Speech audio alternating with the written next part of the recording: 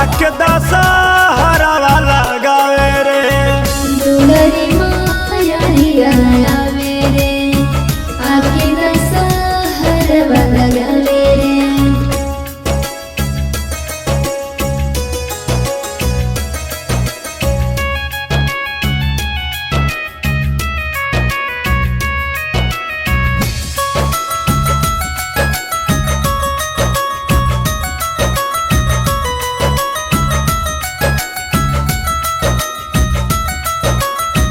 विष्णु जी रतवा सजावेले, ब्रह्मा जी अलख जगावेले।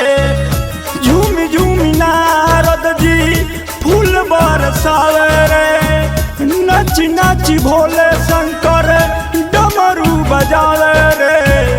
दुलरी मायरिया आवे रे, आके दशहरा वाला गावे रे। दुलरी मायरिया आवे रे, आके दशहरा वाला गावे रे। दुलरी मायरिया आवे रे, आके दशहरा वाला गावे रे।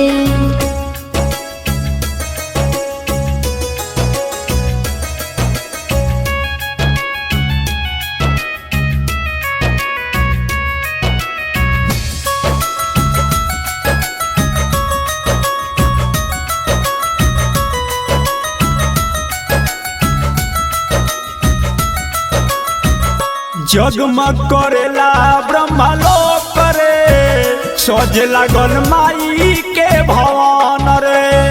देवी देवता करेला नमन रे, धरती पर होता आगमन रे। निपिपति मैया जी के चौका पुरावे रे, सबरे सेवा कावा